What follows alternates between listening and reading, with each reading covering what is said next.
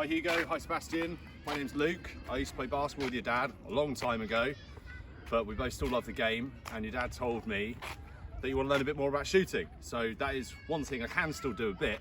So I'll take you through some basics and a little bit of the fundamentals about how I shoot, and then maybe some examples how we execute it in different parts of the court. So let's have a look. So the first thing that's really important to get right if you want to be a good shooter is your grip on the ball, your hand placement. So a lot of people do this very differently, but I study players like Michael Jordan, like Kobe Bryant, and see how they did it, and maybe didn't do it quite as well as them, but sort of gave me an introduction to how to actually hand placement on the ball. So what I tend to do is you have different types of shooters. So you have people that are happy to get the ball wherever they want. So it doesn't matter if their fingers are in the seams. I feel much more comfortable with my fingers here in the seams because it gives me a little bit of extra grip on the ball. So just my fingertips, excuse my dirty fingers, it's pretty disgusting out here. Just my fingertips in the seams. And then this hand here doesn't shoot the ball at all. My left hand, which is my weaker hand, doesn't actually shoot the ball at all. It's just for a guy just to get balance with the shot. So I would normally have my index finger and my thumb here, and then my guide hand, the thumb sort of goes in the middle of them, which gives me a good grip on the ball. So when I get the ball, when I receive the ball like this, I kind of move it around in my hands till I find that seam, and there I am. That's my shooting grip. So that's basically the position I want to get into before I then raise up for the shot. So the next thing that we want to look at is how we place our feet. So I've seen a lot of players now where they kind of almost stand sort of 45-degree angle to the basket. That's not something I feel comfortable with. It's not something that you would normally teach someone to do. Normally, if you're right-handed, which I am, you would have your right foot slightly in front of your left, because that sort of gives you a guide here. So your right foot slightly in front of your left, and you want to be just over shoulder width apart. That's how I feel comfortable. So if you're too narrow like that, you'll kind of get off balance and you'll throw the balance of the shot off. You want a nice strong base. So that gives me, when I get the ball here, I can get that nice strong base there. So wider than shoulder width apart, sorry. And then get the ball here and then get into your grip. And then you're in that position which is known as the triple threat position, because then you can shoot, then you can pass, or you can dribble. Okay, so once I've got my correct grip on the ball, and then once I've got my stance right, then I can start thinking about the shot. So a lot of your shot comes from your legs. Even though it looks like we're just shooting like that, a lot of the shot comes from the legs. That's where we generate the power from. Because if you're just shooting from here like that, it's quite difficult just to generate the power from your arms alone. So you need to use your legs, your nice good strong legs, to propel the shot and get the right arc on the ball.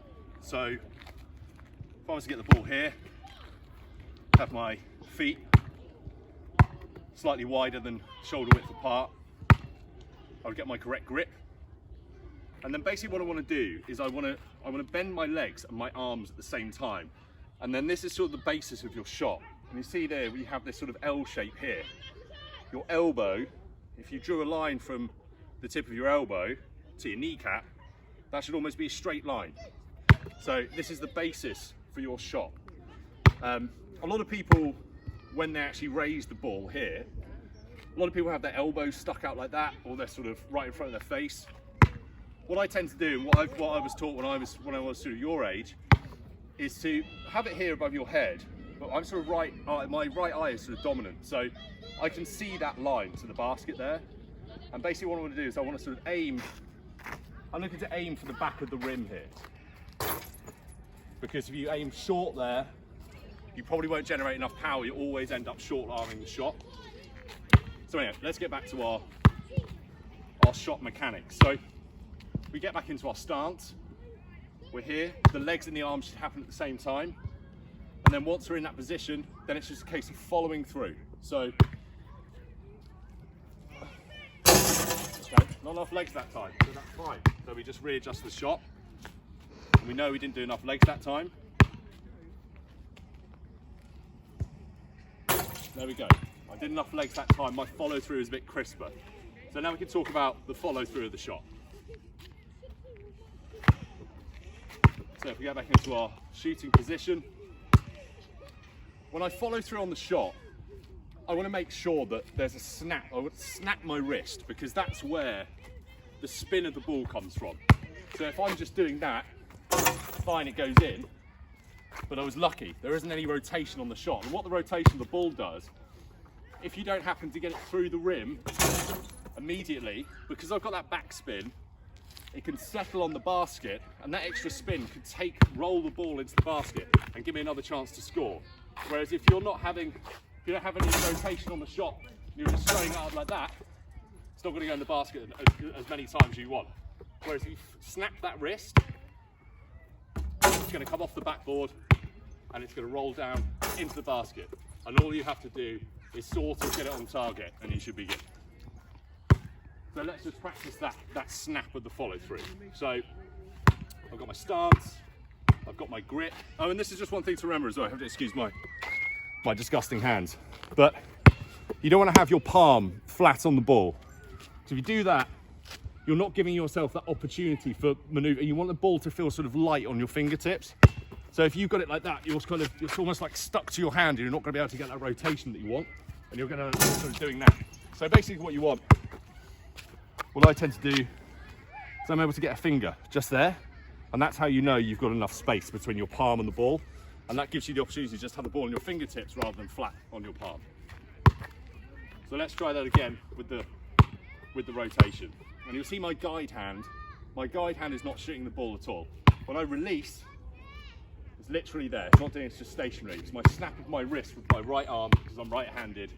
That's generating the power, that's generating the momentum and the spin on the ball. And now we just have to try and concentrate and get it on target, which can be difficult, just lots of practice. So, go back into our stance. Snap the wrist. Okay, didn't go in that time. That's because I'm out of practice. Let's try again. And one thing I would say is don't be put off when you miss. Everyone misses. Being a good shooter is about being able to get the amount of reps up that you need to improve your shot, and having that kind of sustained approach to sort of training and shooting. Because shooting is one of those things you can never perfect. The best shooters in the NBA, like Klay Thompson and James Harden and Steph Curry, they all miss shots. They don't miss as many. They don't miss as many as I do, but they do miss shots, and they will continue. It doesn't matter how much they shoot, they'll continue to miss shots. So just keep going with it, and those little improvements are really what matters when you become a great shooter. So let's try again. Let's just concentrate on that follow through. See that? I know why that went in that time, because I snapped my wrist a bit more, and I had the right snap on the wrist and the follow through. Another little secret, that if my shot is off, if I'm shooting left or I'm shooting right, what I tend to think about is when I release like that, and you sort of have that, what we call the gooseneck, you shoot like that, your wrist should end up like that. And basically, when you flicked your hand, if you close one eye like that, your hand should be in the basket, because ultimately that's where you're aiming for. If your hand's over here or over here, who knows where the ball's going to go. So you should shoot, and that hand should finish in the basket like that. So that's always a little tip. If you're having a bit of a bad run of form or whatever, just try and aim for that basket. Have your hand go in the basket. Let's just try that. So my hand went in the basket then, so that's why I know that went in. And I had the right legs, had the right form, I had the right follow through. So I'll try one more. And again, a little bit long, still went in, but I know I had the right rotation, the right spin, the right follow through, all of that stuff.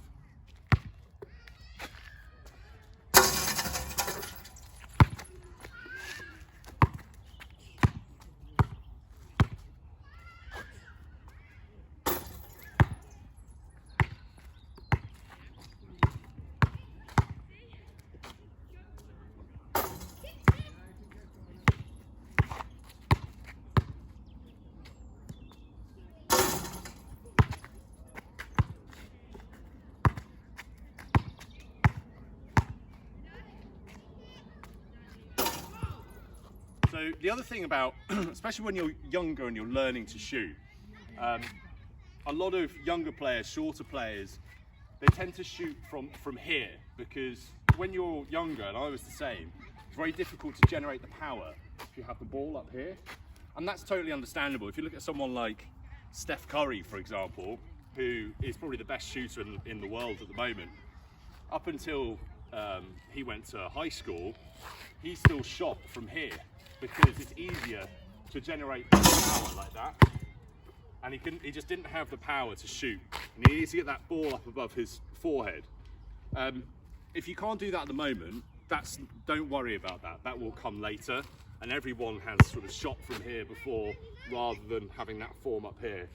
But basically what you're trying to do is you sort of get a little bit older and a little bit bigger. You're trying to just bring that shot from here up to here, rather than shooting from your chest. Because what will happen if you get to a game and you're trying to take a shot, this shot is very easy to block. You just slap out of their hands like that. Whereas here, that's a lot harder to get to. So that's why we're trying to aim for that. But if that comes a bit later, that's fine. Just keep working on the mechanics of your shot.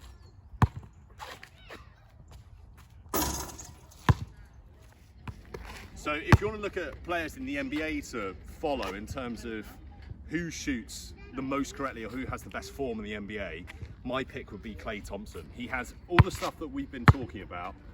One foot slightly in front of the other, one finger in your grip, that perfect gooseneck when he releases. He has that to an absolute T. He's the best shooter, I think, in terms of his form and actually his accuracy. He's maybe even a step ahead of someone like Steph Curry. So here's how he shoots. Game don't travel to a different country. Okay. Klay Thompson finished third last season. I like the way his quick release, though. Yeah. He's got a quick release. This shot may even be a little bit prettier. Hey, it's beautiful. What you think, Reggie? What's going to be interesting, too, his money rack is the last rack, just like this. Oh, yes, it is. But he shoots so effortless. Yes, he does. Is this shot a little prettier, Reggie? Yeah, beautiful. That's perfect form. And he uses more legs and stuff. Nah, his shot is prettier, but Ernie, it's not effortless.